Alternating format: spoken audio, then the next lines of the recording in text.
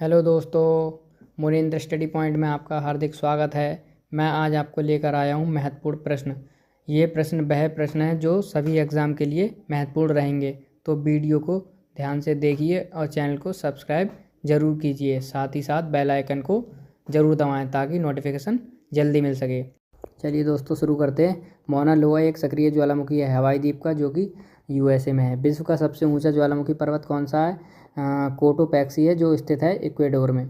चिम्ब रेजो ज्वालामुखी स्थित है इक्वेडोर में।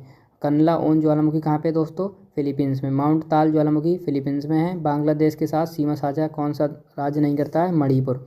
और साझा जो बांग्लादेश के साथ सीमा साझा करते हैं, कौन कौन से देश राज्य हैं? मेघालय, त्रिपुरा, मिजोरम और पश्चिम बंगाल।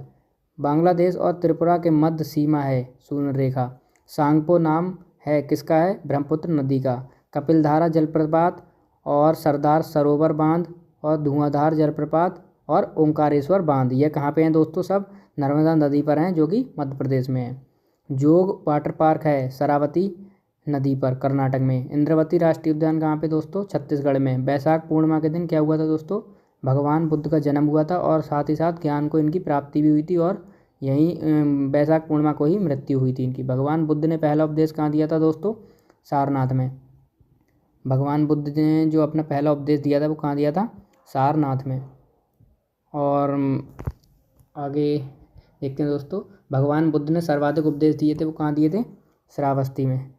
कहाँ दिए थे दोस्तों? श्रावस्ती। चलिए आगे देखते हैं दोस्तों, महावीर स्वामी का परिनिर्वाण स्थल था पावापुरी। प्रार्थना समाज की स्थापना जो हुई थी, कब हुई थी दोस्तों? 1867 ईस्वी में, मुंबई में। और किसने की थी इसकी स्थापना दोस्तों? आत्माराम पांडुरंग ने। सर्वेंट ऑफ इंडिया सोसाइटी की स्थापना किसने की थी दोस्तों? गोपाल कृष्ण गोखले ने। कब की थी? सन 2005 में। वेदों की ओर लौटो किसने कहा है? यह स्वामी दयानंद सरस्वती जी ने। इंपीरियल बैंक की स्थापना कब हुई थी दोस्तों? 1921 ईस्वी में। आरबीआई का राष्ट्रीयकरण कब हुआ था दोस्तों? 1 जनवरी 1949 ईस्वी को। 14 बैंकों का राष्ट्रीयकरण कब हुआ था? सन 1969 ईस्वी को। किस संविधान संशोधन अधिनियम के द्वारा प्रस्तावना में संशोधन किया गया? 42वां संविधान संशोधन के द्वारा, जो कि 1976 ईस्वी में हुआ था। प्रस्तावना में भारत शब्द कितनी बार आया है दोस्तों? यह बहुत महत्वपूर्ण क्वेश्चन है। प्रस्तावना में भारत शब्द कितनी बार आया है? केवल 2 बार। आयरलैंड के संविधान से ली गई विशेषता राज्य के नीति निर्देशक तत्व हैं। समवर्ती सूची कहाँ से ली गई है दोस्तों? ऑस्ट्रेलिया के संविधान से। और मूल अधिकार कहाँ से लिए हैं? यूएसए के संविधान से। एकल नागरिकता और लोकसभा लिए गए हैं ब्रिटेन के संविधान से। प्रधानमंत्री का पद कहाँ से लिया गया है दोस्तों? ब्रिटेन के संविधान से। छठी अनुसूची में राज्य शामिल हैं। ये ट्रिक है ATMM, 4 राज्य, जिससे कि हम देखते हैं। ए से हो गया हमारा असम, और टी से हो गया हमारा त्रिपुरा, और एम से मिजोरम, और एम से मेघालय। ये हमारी जो है ट्रिक है, इसके हिसाब से याद रख सकते हैं। संविधान निकाय नहीं है नीति आयोग। कौन सा नहीं है? नीति आयोग। लास्ट देखते हैं, नीति आयोग की स्थापना कब हुई थी दोस्तों? 1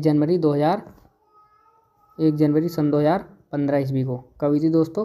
1 जनवरी सन 2015 को। NHRC की स्थापना कब हुई थी दोस्तों? 12 अक्टूबर 1993 ईस्वी में। NHRC की फुल फॉर्म होती है नेशनल ह्यूमन राइट्स कमीशन।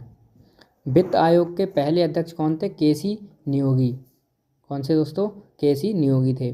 केंद्रीय सतर्कता आयोग की स्थापना किसकी सिफारिश पर होती है दोस्तों? के संथानम।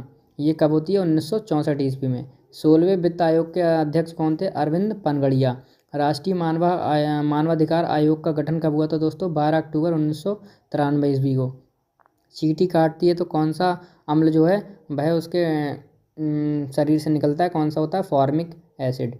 और पेट में, मानव के पेट में कौन सा एसिड होता है दोस्तों? HCl, हाइड्रोक्लोरिक अम्ल। और जो सेब होता है उसमें कौन सा होता है? मैलिक अम्ल। टमाटर में कौन सा होता है? ऑक्जेलिक अम्ल। इमली में कौन सा होता है दोस्तों?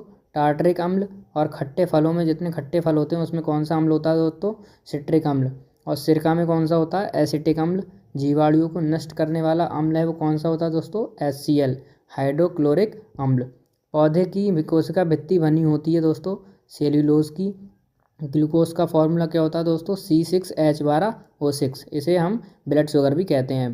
फ्रक्टोज को कहते हैं फ्रूट शुगर, और सुक्रोज को क्या कहते हैं? Table sugar. पादप कोशिका तथा जंतु कोशिका किस उपस्थिति के कारण भिन्न होते हैं? कोशिका भित्ति के कारण। कोशिका भित्ति पाई जाती है दोस्तों पादप कोशिका में और कोशिका झिल्ली किस में पाई जाती है? पादप कोशिका में। चलिए आगे देखते हैं दोस्तों। पादप कोशिका और जंतु कोशिका में क्या पाया जाता है दोस्तों? केंद्रक। यह है पादप कोशिका और जंतु कोशिका में पाया जाता है। हरित लवक किस में पाया जाता है दोस्तों? पादप कोशिका में। किस में पाया जाता है? पादप कोशिका में। पौधे होते हैं, पौधे कैसे होते हैं दोस्तों? स्वपोषी। यह अपना भोजन स्वयं बनाते हैं। गाड़ियों में पीछे की सवारी को देखने के लिए कौन से दर्पण का उपयोग होता है दोस्तों? उत्तल दर्पण का। किसी भी वस्तु को छोटे से बड़ा देखने के लिए किस दर्पण का उपयोग होता है? अवतल दर्पण का। किसी वस्तु को बड़े से छोटा करके देखने के लिए कौन सा दर्पण उपयोग होता है दोस्तों? उत्तल दर्पण। कौन सा होता है? उत्तल दर्पण।